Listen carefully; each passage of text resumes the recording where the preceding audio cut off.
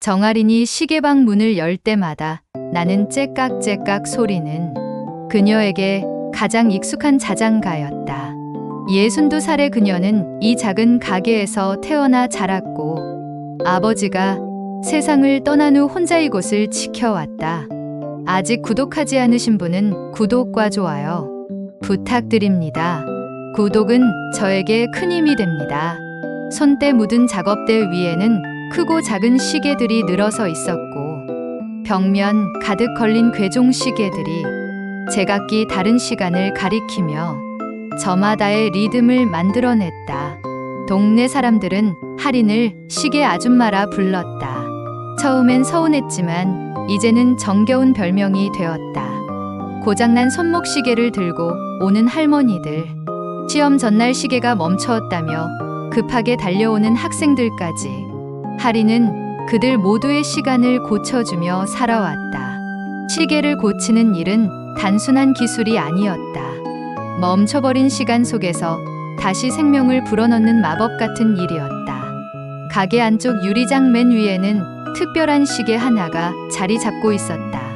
할아버지가 일제강점기 일본에서 가져온 회중시계였다. 황동으로 만들어진 케이스에는 섬세한 국화 꽃무늬가 새겨져 있었고 시계 뒷면에는 한자로 실려오신 보비엔 시류신 불변, 시간은 흘러도 마음은 변하지 않는다는 문구가 적혀 있었다. 아버지는 평생 그 시계를 팔지 않았다. 가난할 때도 병원비가 필요할 때도 절대 손대지 않았다. 이건 우리 집안의 뿌리야. 뿌리는 절대 팔 수 없는 거다. 아버지의 말이 아직도 귓가에 맴돌았다. 할인 역시 마찬가지였다. 아무리 생활이 어려워도 그것만은 건드리지 않았다. 시계 수리비만으로는 생계를 유지하기 힘든 날들이 많았지만 그 시계만은 예외였다. 그것은 단순한 골동품이 아니라 가족의 역사이자 정체성이었다. 그런데 오늘 아침 유리장이 비어 있었다. 처음엔 자신이 다른 곳에 두었나 싶어 가게 구석구석을 뒤졌다. 작업대, 서랍, 창고, 심지어 2층 집 안까지 샅샅이 찾아봤지만 시계는 온데간데 없었다. 문은 분명히 잠겨 있었고 창문도 마찬가지였다. 유리장에는 흠집 하나 없었다. 마치 시계가 스스로 걸어 나간 것처럼 말이다. 가게에는 CCTV가 없었다. 전자제품을 다루는 게 서툰 할인은 그런 장비의 필요성을 느끼지 못했던 것이다. 시계방에 무슨 귀한 게 있겠어 했던 자신의 안일함이 후회스러웠다. 동네는 워낙 조용하고 평화로운 곳이었다. 문을 열어두고 다녀도 될 만큼 안전하다고 여겨왔는데 그게 함정이었다. 경찰서에서는 시큰둥한 반응이었다. 도난 신고 접수는 하겠지만 증거가 없어서 수사하기 어렵습니다. 요즘 이런 골동품 절도가 늘고 있어요. 혹시 아는 사람이 가져간 건 아닌가요? 가족이나 친척 중에 경제적으로 어려운 분이 계시다거나 젊은 경찰관의 말에 할인은 고개를 저었다. 가게 열쇠는 오직 자신만 가지고 있었고 그 시계의 가치를 아는 사람도 거의 없었다. 친척이라고는 멀리 사는 조카 하나뿐이었는데 그 아이는 벌써 몇 년째 연락도 없었다. 그날 밤 할인은 잠을 이루지 못했다. 할아버지가 그 시계를 손에 쥐고 할인아, 이 시계는 우리 가족의 시간을 기억하고 있단다라고 했던 말이 자꾸만 떠올랐다. 아버지가 임종 직전 시계를 잘 지켜라. 그것이 너의 뿌리다라고 했던 유언도 귓가에 맴돌았다. 다음 날 아침부터 할인의 수사가 시작됐다. 아니, 그런 건 못 봤는데 대부분 시큰둥한 반응이었다. 그러던 중 동네 카페 사장이 흥미로운 말을 했다. 아, 그러고 보니 며칠 전에 수상한 사람이 있었어요. 키 크고 말수 적은 청년인데 뭔가 골동품 같은 걸 가방에서 꺼내 보더라고요. 혼자 앉아서 계속 뭔가를 만지작거리고 있어서 신경이 쓰였어요. 할인의 가슴이 두근거렸다. 그 청년 어떻게 생겼어요? 20대 후반쯤 됐나? 까만 후드티 입고 안경 쓰고 얼굴은 잘 못 봤어요. 계속 고개를 숙이고 있어서 카페를 나선 할인은 그제야 기억이 떠올랐다. 시계가 사라지기 이틀 전 가게에 들른 손님이 있었다. 평소와 다른 분위기의 청년이었다. 뭘 찾으세요? 할인이 말을 걸자 청년은 당황한 듯 아, 그냥 구경하는 거예요 라고 대답했다. 목소리가 떨리고 있었다. 그리고는 아무것도 사지 않고 황급히 가게를 나갔다. 그때는 별 생각 없었는데 지금 생각해보니 너무 수상했다. 그날 이후 할인은 동네 곳곳을 돌아다니며 그 청년의 흔적을 찾았다. 며칠이 지나자 체력적으로도 한계가 왔다. 그러던 어느 날 저녁, 집에서 스마트폰을 만지작거리던 할인은 우연히 중고거래 앱을 발견했다. 조카가 예전에 설치해준 건데 한 번도 써본 적이 없었다. 호기심에 회중시계를 검색해봤다. 여러 개의 시계들이 나왔지만 모두 자신의 것과는 달랐다. 실망하며 앱을 끄려던 순간 화면 맨 아래 새로 올라온 게시글이 눈에 띄었다. 일제강점기 황동 회중시계 판매합니다.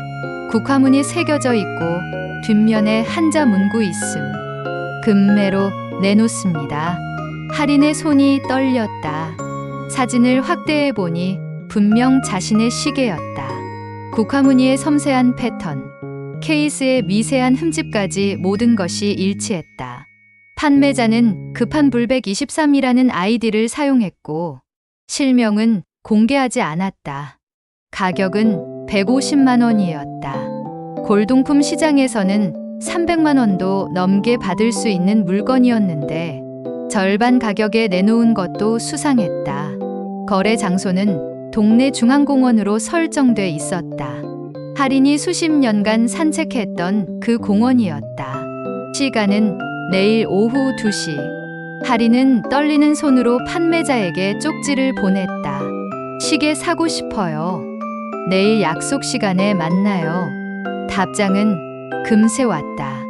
네, 현금 준비해서 오세요. 공원 정자에서 만나요. 그날 밤 할인은 잠을 설쳤다. 내일이면 드디어 시계를 되찾을 수 있을까? 아니면 또 다른 함정일까? 온갖 생각이 머릿속을 맴돌았다. 새벽이 되어서야 간신히 잠이 들었다. 꿈속에서도 할아버지의 회중시계가 째깍째깍 소리를 내며 그녀를 부르고 있었다. 다음날 오후 1시 50분, 할인은 중앙공원 정자 근처에서 서성이고 있었다. 가방 안에는 현금 150만 원이 들어있었다. 평생 모아둔 적금을 깬 돈이었다. 손에는 땀이 촉촉하게 맺혔고 심장이 빨리 뛰었다. 드디어 할아버지의 시계를 되찾을 수 있을까? 아니면 사기를 당하는 걸까? 정각 2시, 정자 쪽에서 누군가 다가오는 모습이 보였다. 할인의 예상과는 전혀 달랐다. 키 크고 말수 적은 청년이 아니라 중학생쯤 되어 보이는 여자아이였다. 키는 작았고 머리는 단정하게 묶여 있었다. 교복을 입고 있었는데 소매와 바지 끝이 조금 낡아 보였다. 아이는 주변을 두리번거리더니 할인을 발견하고는 조심스럽게 다가왔다. 혹시 시계 사러 오신 분이세요? 아이의 목소리는 가늘고 떨리고 있었다. 할인은 당황했다. 그런데 네가 판매자니? 네. 아이는 고개를 끄덕였지만 눈을 제대로 마주치지 못했다. 가방에서 조심스럽게 무언가를 꺼냈다. 바로 할아버지의 회중시계였다. 할인의 가슴이 철렁 내려앉았다. 시계 니거 맞니? 아이의 눈은 겁먹은 듯 흔들렸다. 할인은 시계를 받아들고 자세히 살펴봤다. 틀림없이 자신의 것이었다. 케이스의 작은 흠집, 뒷면의 한자 문구, 심지어 시계 안쪽에 아버지가 새긴 작은 이니셜까지 모든 것이 일치했다. 이거 어디서 났어? 할인의 목소리가 떨렸다. 화를 내려고 했지만 아이의 표정을 보니 말이 나오지 않았다. 아이는 울먹이는 목소리로 대답했다. 이거 아버지가 버린다고 해서 몰래 가져왔어요. 팔아서 동생 학원비 좀 보태려고. 아버지가 버린다고? 할인은 더욱 혼란스러웠다. 그게 무슨 말이니? 이 시계는 우리 집에서 도난당한 거야. 아이는 깜짝 놀라며 뒤로 물러섰다. 도난? 아니에요. 아버지가 정말 버린다고 했어요. 쓰레기통에 버릴 거라고. 그 순간 할인은 뭔가 잘못되었다는 것을 깨달았다. 아이의 눈에서 진실함이 느껴졌다. 거짓말을 하고 있는 것 같지 않았다. 네 아버지가 누군데? 왜 우리 집 시계를 가지고 있었거지? 저희 아버지는 시계 수리하는 일 하세요. 가끔 고물상에서 부품 구해오기도 하고. 할인의 머릿속에 퍼즐 조각들이 맞춰지기 시작했다. 아이의 아버지가 시계 수리공이라면 어떻게든 자신의 시계에 접근할 수 있었을 것이다. 하지만 아직도 의문이 남았다. 그래도 이건 도둑질이야. 왜 이런 일을? 할인이 말을 잇지 못하자 아이가 눈물을 글썽이며 말했다. 죄송해요. 정말 죄송해요. 저희가 너무 어려워서 동생이 아파서 병원비도 내야 하고 학원비도 밀렸어요. 아버지는 실직하셔서 일자리를 못 찾고 계시고 어머니는 집을 나가셨어요. 아이의 목소리가 점점 작아졌다. 아버지가 술 드시고는 이런 골동품이나 팔아서 돈이라도 만들어 보자고 하셨어요. 근데 저는 정말 몰랐어요. 도둑질인 줄은. 할인은 말문이 막혔다. 도둑이라고 생각했던 사람이 그저 가족을 위해 발버둥 치는 어린 소녀였던 것이다. 아이의 어깨가 작게 떨리고 있었다. 눈물이 볼을 타고 흘러내렸다. 저 정말 돈이 필요했어요. 동생이 계속 아프다고 하는데 병원에 못 데려가겠더라고요. 학원비도 몇 달째 못 냈어요. 할인은 자신도 모르게 아이의 어깨에 손을 올렸다. 울지 마. 일단 진정하고 이야기해보자. 아이는 여전히 고개를 숙이고 있었다. 경찰서 가야 하나요? 저 감옥 가는 건가요? 아니야. 일단 시계는 돌려받았으니까. 그런데 아버지는 어디 계시는 거야? 아버지는 지금 어디 가셨는지 모르겠어요. 며칠 전부터 안 들어오세요. 아마 일자리 찾으러 다니시는 것 같아요. 아이의 답변에 할인은 복잡한 감정을 느꼈다. 분명 잘못된 일이었지만 이 아이와 그 가족의 절박함도 이해할 수 있었다. 경찰에 신고하면 아이의 아버지는 처벌받을 것이고 그렇게 되면 이 가족은 더욱 어려워질 게 뻔했다. 할인은 경찰에 신고하려다가 멈췄다. 아이가 흘리는 눈물을 보니 가슴이 아팠다. 시계는 이미 되찾았고 아이는 진심으로 뉘우치고 있는 것 같았다. 무엇보다 이 아이에게는 죄가 없어 보였다. 단지 가족을 돕고 싶었을 뿐이었다. 일단 여기 서 있으면 안 되겠겠다. 사람들이 쳐다봐서. 할인이 아이의 팔을 가만히 잡았다. 근처에 조용한 곳이 있는데 거기서 이야기해보자. 둘은 공원 근처 작은 분식집으로 향했다. 평일 오후라 손님이 거의 없었다. 구석자리에 앉아 라면 2그릇을 주문했다. 먹어. 배고프지 않아? 할인이 젓가락을 내밀자 아이는 머뭇거리다가 고맙다는 인사를 했다. 라면을 먹는 모습을 보니 정말 배고팠던 것 같았다. 할인은 아이가 어느 정도 마음을 진정시킬 때까지 기다렸다. 이름이 뭐니? 김민지예요. 몇 학년이고? 중학교 2학년이요. 동생은? 초등학교 4학년인데 천식이 있어서 자주 아파요. 요즘 더 심해졌어요. 민지는 조심스럽게 자신의 이야기를 풀어놓기 시작했다. 아버지는 원래 작은 시계 수리점을 운영했지만 요즘 사람들이 시계를 수리하기보다는 새로 사는 경우가 많아져서 손님이 줄었다.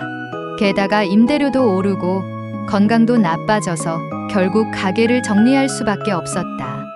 어머니는 아버지가 술을 마시고 화를 내는 일이 잦아지자 더 이상 못 살겠다며 집을 나갔다. 그게 벌써 반년 전 일이었다. 아버지도 원래는 좋은 분이었어요. 근데 일이 안 풀리니까 자꾸 술을 드시고 짜증을 많이 내세요. 동생한테는 절대 소리 안 지르시지만 저한테는 가끔 민지의 목소리가 더욱 작아졌다. 그래도 저는 괜찮아요. 동생만 건강하면 돼요. 하리는 자신의 과거를 떠올렸다. 젊었을 때 아버지가 병원에 입원했을 때의 일이었다. 수술비가 급하게 필요했는데 돈이 없어서 할아버지의 시계를 전당포에 맡긴 적이 있었다. 다행히 몇 달 후에 되찾을 수 있었지만 그때의 절망감과 죄책감은 지금도 생생했다. 나도 한때 너 같았어. 하리는 조용히 중얼거렸다. 네? 민지가 고개를 들었다. 아니야, 혼잣말이었어. 하리는 시계를 품에서 꺼내 테이블 위에 올려놓았다. 민지는 그것을 바라보며 다시 고개를 숙였다. 정말 죄송해요. 아버지한테 말씀드릴게요. 저희가 배상해 드릴게요. 배상은 무슨 너네가 무슨 돈이 있어서. 하린이 한숨을 쉬었다. 그런데 말이야, 민지야. 이런 식으로는 문제가 해결되지 않아. 너희 아버지도 그렇고 당신도 그렇고 이렇게 살면 안 돼. 민지는 대답하지 못했다. 그저 눈물만 뚝뚝 떨어뜨릴 뿐이었다. 하리는 그 모습을 보며 무언가 결심을 했다. 이 아이를 그냥 보낼 수는 없을 것 같았다. 자신도 어린 시절 누군가의 도움이 절실했던 기억이 있었다. 그때 동네 어른들이 손을 내밀어주지 않았다면 지금의 자신도 없었을 것이다. 민지야, 나한테 제안이 하나 있어. 하린이 조심스럽게 말을 꺼냈다. 뭐예요? 너희가 진짜 돈이 필요하다면 정직한 방법으로 벌어야 해. 우리 가게에서 일을 도와주면 어떨까? 민지는 놀란 표정으로 하린을 바라봤다. 정말요? 하지만 저는 시계에 대해서 아무것도 몰라요. 처음엔 간단한 일부터 시작하면 돼. 가게 청소하고 손님 응대하고 시계 정리하는 것부터. 그리고 시간이 되면 시계 수리하는 방법도 가르쳐 줄게. 하린의 제안에 민지는 눈을 크게 떴다. 하지만 제가 잘못한 일이 있는데 그건 이제 됐어. 시계도 돌려받았고 너도 진심으로 반성하고 있잖아. 하린은 계속 말했다. 대신 조건이 있어. 첫째, 아버지한테 이 일에 대해서 정직하게 말해야 해. 둘째, 앞으로는 절대 이런 잘못된 방법으로 돈을 구하려고 하지 마. 셋째, 학교는 꼭 다녀야 해. 공부가 가장 중요하거든. 민지는 한참 동안 생각하더니 고개를 끄덕였다. 네, 정말 감사해요. 열심히 할게요. 그날 오후, 하린과 민지는 함께 시계방으로 갔다. 민지는 처음 보는 각종 시계들에 신기해했다. 우와, 정말 많은 시계가 있네요. 응, 이 시계들 각각에는 모두 이야기가 있어. 시간이 지나면 너도 알게 될 거야. 하린은 할아버지의 시계를 다시 유리장 맨 위에 올려놓으며 안도의 한숨을 쉬었다. 며칠 뒤 하린은 민지를 다시 불렀다. 그동안 민지가 아버지와 어떤 이야기를 나눴는지 궁금했다. 민지는 약속 시간보다 일찍 나타났다. 표정이 한결 밝아져 있었다. 아버지한테 모든 걸 말씀드렸어요. 민지가 가장 먼저 꺼낸 말이었다. 아버지 반응은 어땠어? 하린이 걱정스럽게 물었다. 처음엔 많이 화내셨어요. 그런데 제가 할머니한테서 일자리 제안을 받았다고 말씀드리니까 눈물을 흘리셨어요. 오랜만에 아버지가 우시는 걸 봤어요. 민지의 눈가도 촉촉해져 있었다. 그리고 할머니한테 직접 사과하고 싶다고 하시네요. 며칠 후 민지의 아버지 김태수 45가 시계방을 찾았다. 예상했던 것보다 훨씬 야윈 모습이었다. 수염을 깎지 않아 초라해 보였지만 눈빛만큼은 진실해 보였다. 정말 죄송합니다. 제가 잘못 생각했습니다. 그는 할인 앞에서 깊숙이 고개를 숙였다. 변명의 여지가 없습니다. 딸아이를 범죄에 연루시킨 것도 죄송하고요. 할인은 그의 사과를 받으며 묻지 않을 수 없었다. 어떻게 우리 집 시계를 가져가신 거예요? 태수는 머뭇거리다가 답했다. 며칠 전에 고물상에서 부품을 찾고 있었는데 사장이 시계 수리 잘하는 사람 찾는다고 하더라고요. 그래서 찾아갔더니 할머니 댁 뒷문 열쇠를 주면서 안에 있는 시계 중에 쓸만한 것 있으면 가져가라고 했어요. 할인은 깜짝 놀랐다. 뒷문 열쇠를? 누가 그런 걸 줄 수 있는 거죠? 그것도 이상했어요. 근데 너무 급해서, 돈이 너무 필요해서 제대로 생각을 못했습니다.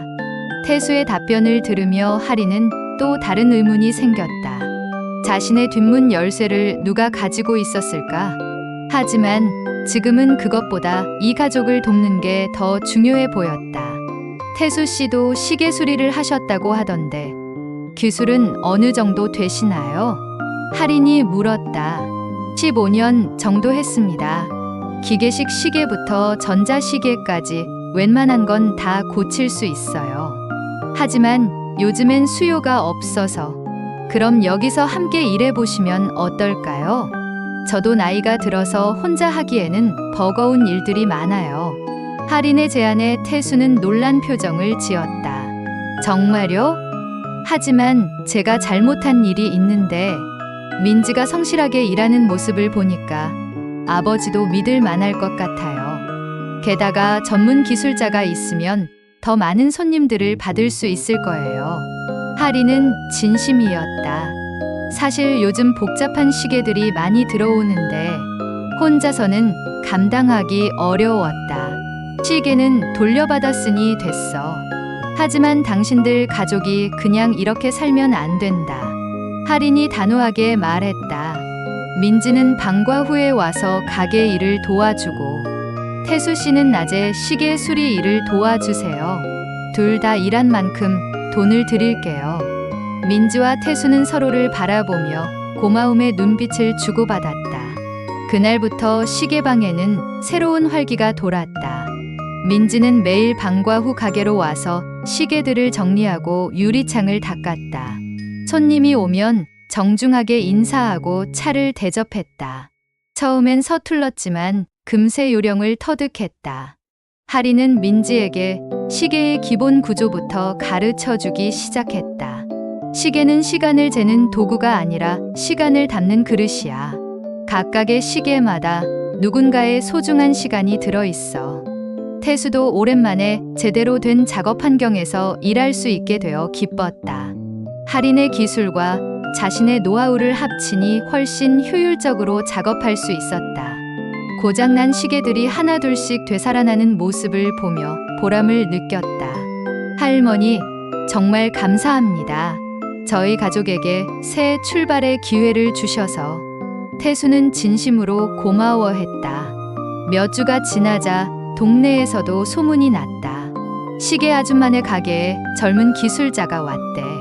그래서 더 빠르고 정확하게 고쳐준다더라. 손님들이 조금씩 늘어났다.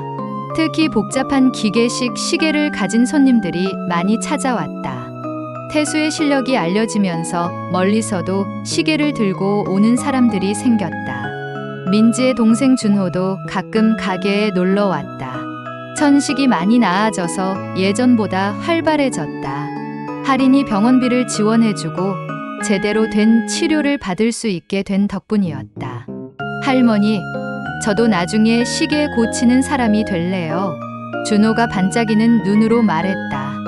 그럼 열심히 공부해야지. 시계 수리는 정말 어려운 일이거든. 어느 날 저녁, 하리는 유리장에 있는 할아버지 시계를 바라보며 생각에 잠겼다. 시계는 여전히 정확하게 시간을 가리키고 있었다. 째깍째깍 소리가 예전보다 더 따뜻하게 들렸다. 할아버지, 시계가 돌아왔어요. 그런데 시계보다 더 소중한 것도 찾았어요. 하리는 혼자 중얼거렸다. 민지가 할머니, 뭐라고 하셨어요? 라고 묻자 하리는 미소를 지었다. 사라진 건 시계가 아니라 내가 잊고 있던 누군가를 돕는 마음이었구나 생각했어. 민지는 고개를 갸우뚱했다. 무슨 말인지 잘 모르겠어요. 나중에 크면 알게 될 거야. 진정으로 소중한 건 혼자 간직하는 게 아니라 나누는 거라는 걸 말이야. 그날 밤, 하리는 오래된 시계 태엽을 감듯 자신의 인생도 다시 돌려 세우기 시작했다는 생각을 했다. 시계방에는 다시 활기찬 웃음소리가 울려 퍼졌고 째깍째깍하는 시계 소리들도 더욱 조화롭게 들렸다. 하리는 이제야 진정한 시간의 의미를 깨달았다. 시간은 혼자 흘려보내는 것이 아니라 소중한 사람들과 함께 만들어가는 것이라는 걸 말이다. 창밖으로 보이는 가로등 불빛 아래에서 민지와 준호가 손을 잡고 집으로 돌아가는 모습이 보였다. 태수도 오랜만에 술 대신 아이들과 함께 저녁을 먹으러 가고 있었다. 모든 것이 제자리를 찾아가고 있었다. 하리는 할아버지의 시계를 한 번 더 바라보며 미소 지었다. 시간은 때로는 멈추기도 하고 되돌아가기도 하지만 결국은 앞으로 흘러간다는 것을, 그 시간 속에서 만나는 사람들이야말로 진정한 보물이라는 것을 깨달았다. 오늘 영상이 도움이 되셨다면 구독과 좋아요 부탁드립니다. 내일도 모레도 또 다른 사연으로 돌아오겠습니다. 오늘도 평안한 하루 되시길 기원합니다. 감사합니다.